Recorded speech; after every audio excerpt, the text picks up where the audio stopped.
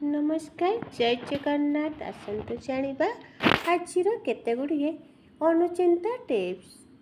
जदि गाधुआ अगाधुआ फूल तोलुछंती तेबे रातिरे पिंधिथिबा वस्त्र पिंधिकी फूल तोलंतु नहीं। तोलुथिबा फूलरे अगाधुआ पानी छिंचंतु नहीं कि फूल नखरे छिंडाई केबे भी तोलंतु नहीं बा चोरी करी फूल तोलिबा उचित नुहे।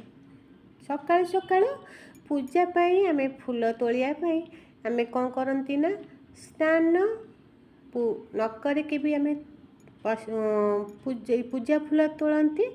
किंतु जदि आमे सफा वस्त्र पिंधि आमे यही फूल तोलिबा कथा गत कालीर रात्रे पिंधिथिबा पूर्व कालीर जो पिंधिथिबा वस्त्र केबे पिंधिकी फूल तोलंतु नहीं। यह कले अशुभ माना जाए। फूल को नखरे छिंडेकी केबे भी तोलंतु नहीं। हालुका भावरे फूल को तोली दियंतु।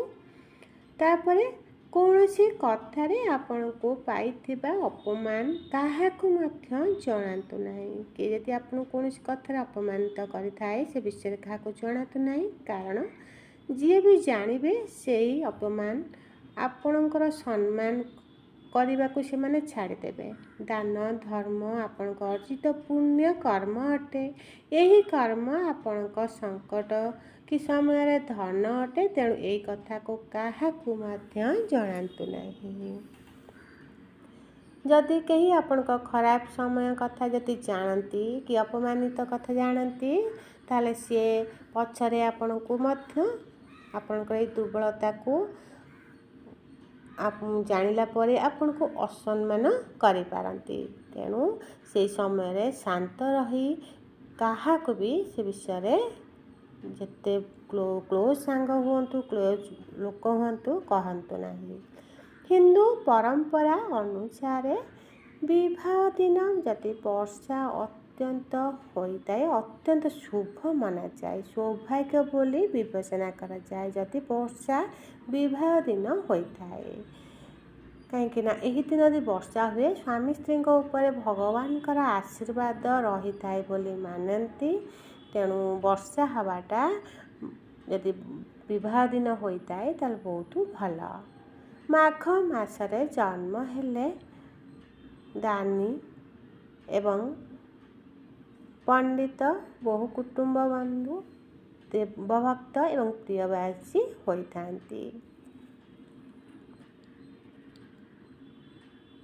विवाह दिन वर्षा हुए ताहले लोक माने भगवान आशीर्वाद भावती। एपरी कले दंपति विवाह रे वर्षा हेले से माने खुशी रे जीवनटा तांकर कटि थाए।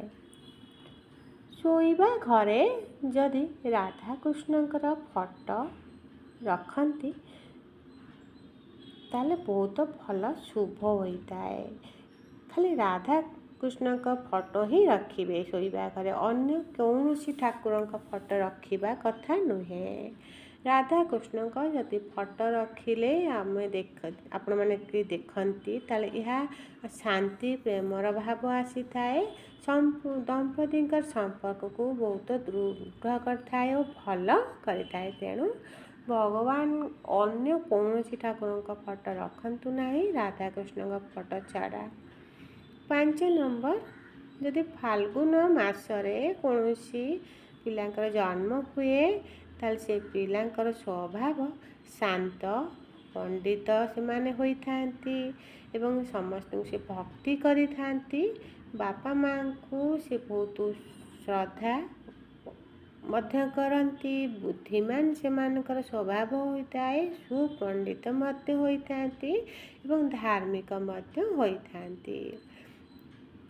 ताले एमिति पिला बहुत बुद्धिर एवं बहुत शांत होई थांती एवं समस्त कथा मानती। गुरुजन का कथा मानती भल पढ़ती। 6 नंबर जदि घरे तुलसी गछ सबुज रंग होता है पत्र सबुज रंग होता है ତାହେଲେ ଜାଣିବେ ଯେ ଆପଣଙ୍କ ଘରକୁ ସମୃଦ୍ଧିର ସୂଚକ ସଂକେତ ମିଳିଥାଏ। ଏହା ମା ଲକ୍ଷ୍ମୀଙ୍କର ଆଶୀର୍ବାଦ ଯେ ଆପଣଙ୍କ ଘରେ ସବୁବେଳେ ବଜାୟ ରହିଥାଏ। ଯଦି ତୁଳସୀ ଗଛ ସତେଜ ଓ ସୁନ୍ଦର ଏବଂ ସବୁଜ ରଙ୍ଗର ହୋଇକି ରହିଥାଏ, ତେଣୁ ସବୁବେଳେ ଘରେ ଶାନ୍ତି ସମୃଦ୍ଧି ମଧ୍ୟ ଆଣିଥାଏ। ଯଦି ଗଛ ସୁସ୍ଥ ଓ ସବୁଜ ହୁଏ। ଶୋଇବା ଘରର ଖଟ କବାଟ ଯେତେବେଳେ ଆମେ ଖୋଲୁଛନ୍ତି, ଯଦି ଖୋଲିବା ସମୟରେ ଘରର ଆମର ଯେଉଁ ବେଡ଼୍ ପକାଉଛନ୍ତି, ସେ ବେଡ଼୍ ଯଦି ପୁରା ସାମ୍ନା ସାମ୍ନି ଦେଖାଯାଏ ତାହେଲେ ଏହା ଜମାରୁ ଭଲ ନୁହେଁ। ତେଣୁ ଡୋର୍ ଖୋଲିବା ସାମ୍ନା ସାମ୍ନି ବେଡ଼୍ କେବେ ପକାନ୍ତୁ ନାହିଁ। ଏହା ଘର ପାଇଁ ସଙ୍କଟ ଆଣିଥାଏ, ଘରକୁ ବହୁତ ଅଶାନ୍ତି କରିଥାଏ ଘର ଲୋକମାନଙ୍କୁ। ତେଣୁ ଅସ୍ଥିର ମନ ସବୁବେଳେ ଲାଗି ରହିଥାଏ। ତେଣୁ ଖଟକୁ ଅଳ୍ପ ଦୂରତାରେ ରଖିଲେ ଭଲ ହୋଇଥାଏ। 8 ନମ୍ବର, ଭୁଲରେ ମଧ୍ୟ ନିଜେ ବ୍ୟବହାର କରୁଥିବା କୌଣସି ବି ଜିନିଷ ଅନ୍ୟ କାହାକୁ ମଧ୍ୟ ଦିଅନ୍ତୁ ନାହିଁ ବ୍ୟବହାର କରିବା ପାଇଁ। କାହିଁକି ନା ଖାସ୍ କରିକି ଆମର ଯେଉଁ ପୋଷାକ, ନିଜର ପୋଷାକ ଅନ୍ୟ କାହାକୁ ପିନ୍ଧିବାକୁ କେବେ ଦିଅନ୍ତୁ ନାହିଁ। କାହିଁକି ନା ଆମ ଶରୀରରେ ଯାହା ବି ରୋଗ ହେଉ କି ତାଙ୍କ ଶରୀରରେ ଯାହା ବି ରୋଗ ହେଉ ଅନ୍ୟ ଉଭୟକୁ ଯାଇପାରେ। ତେଣୁ ଏ ପ୍ରତି ସତର୍କ ରହନ୍ତୁ। ନିଜର ବ୍ୟବହାର ଜିନିଷ କେବେ ବି କାହାକୁ ବ୍ୟବହାର କରିବାକୁ ଦିଅନ୍ତୁ ନାହିଁ।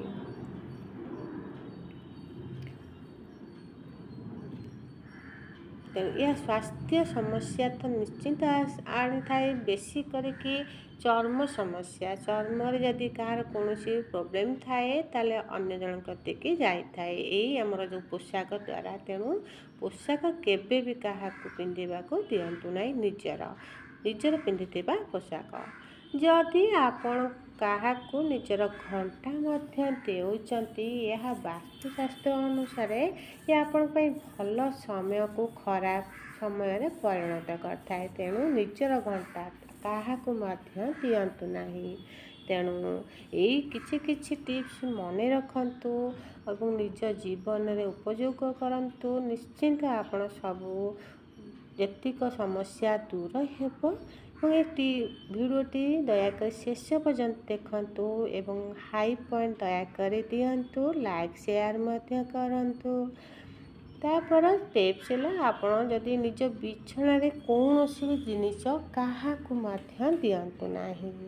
କାହିଁକିନା ଏମିତି କରିବା ଦ୍ୱାରା ଆପଣଙ୍କର ଯାହା ବି ଉପାର୍ଜନ ହେଉଛି, ଯେକୌଣସି ପଇସା ଘରକୁ ଟିକେ ଆସୁଛି, ଅଧିକ ଖର୍ଚ୍ଚ ହେବ ଏବଂ ଆପଣଙ୍କର ପାରିବାରିକ ସମସ୍ୟା ବୃଦ୍ଧି ପାଇବ। ତେଣୁ ଏ ପ୍ରତି ମଧ୍ୟ ଧ୍ୟାନ ଦିଅନ୍ତୁ।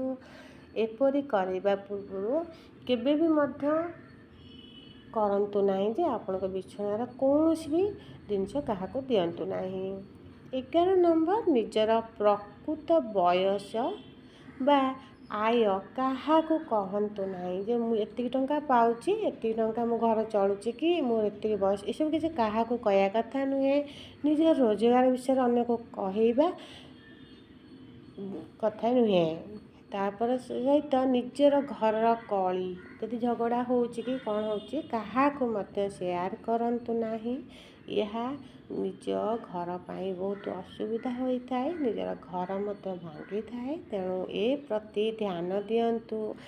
ଏସବୁ ଜିନିଷ ଯଦି ଛୋଟ ଜିନିଷ ଯଦି ଆମେ ଆମ ଜୀବନରେ ପ୍ରୟୋଗ କରିବା, ନିଶ୍ଚିନ୍ତ ଘର ସୁରକ୍ଷିତ ରହିବ। ତା ସହିତ ନିଜର ଜୀବନ ଆହୁରି ବହୁତ ଭଲରେ କଟିବ।